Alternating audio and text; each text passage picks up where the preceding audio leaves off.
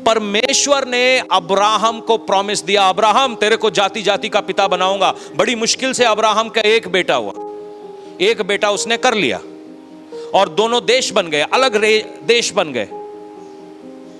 Abraham को परमेश्वर ने वायदा दिया, मैं तुझे फादर ऑफ नेशन बनाऊंगा, जाति जातियों के ऊपर प्रभुता करूंगा। यहां एक बच्चा नहीं हो रहा उसके, बड़ी मुश्किल से उसको एक बच्चा हुआ। अब्राहम के बाद इसहाक आता है, इसहाक के बाद आता है याकूब। अब जब हम प्रार्थना करते हैं, जब हम पुराने नियम में पढ़ते हैं, तो परमेश्वर अब्राहम, इसहाक और याकूब का परमेश्वर है। मगर एक और डायलॉग है परमेश्वर के बारे में कि परमेश्वर एदोनाई है, जो परमेश्वर इजराइल का परमेश्वर है। सुनिएगा, अब्राहम, इसहाक, याकूब, और याकूब और इजराइल एक ही हैं, एक बंदे के दो नाम हैं।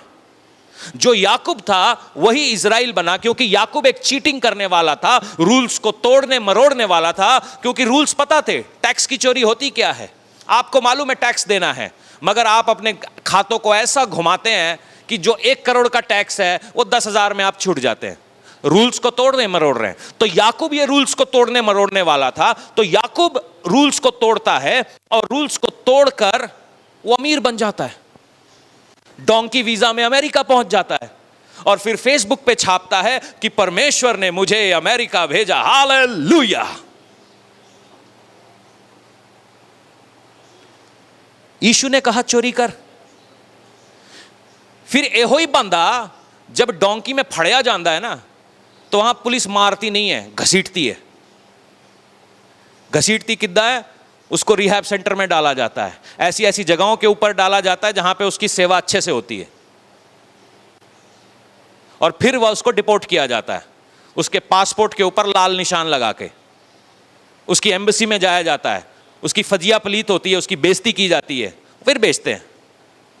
कोई बात नहीं, अमेरिका फिर डोंकी लगा के कहीं और जाएंगे, इटली जाएंगे। कि जब वहां पहुंच जाते हैं तो फिर बोलते हैं हालेलुया, परमेश्वर ने मेरे फेथ का जवाब दिया, मैं डोंकी करके इटली आ गया। ये केड़ा फेथ है, ये केड़ा फेथ है? ईमानदारी से जाओ, दम पे जाओ, इज्जत से जाओ, क्योंकि याकूब है ना, याकूब है हमारा अंदर। मगर परमेश्वर इजराइल का भी परमेश्वर है। परमेश्वर ने इजराइल याकूब के साथ लड़ाई करी और लड़ाई करके उसके अंदर से याकूब को तोड़ा ताकि वो इजराइल निकाल सके। किसी की समझ में नहीं आई बात, क्यों परमेश्वर तुमसे लड़ रहा है? क्योंकि तुम्हारे अंदर में वो चीज है जिसको वो ब्लेस करना चाहता है, इसीलिए वो तुमसे फाइट कर रहा है। हर रोज शायद तुमको लगता होगा कि परमेश्वर मैं और कितना वजन सहूं, कितना सहूं, क्योंकि तुम्हारे अंदर ही वो इजराइल है। याकूब भी तुम में है और इजराइल भी तुम में है। मगर परमेश्वर ने याकूब को भी ब्लेस किया, मगर जिसको वो डबली ब्लेस करना चाहता है वो इजराइल है। क्योंकि कलाम कहता है इजराइल तेरे विरोध में कोई जादू टोना नहीं चलेगा। उसने ये प्रॉमिस अब्राहम को नहीं दिया, इसहाक को नहीं दिया, याकूब को नहीं दिया, ये प्रॉमिस उसने इजराइल को दिया कि तेरे विरोध में जो भी हथियार बनेंगे वो हथियार कामयाब नहीं होंगे, क्योंकि ये प्रॉमिस इजराइल का है। तो मैं आज आपको बोलता हूं, अपने याकूब को थोड़ा गुड बाय बोल दो।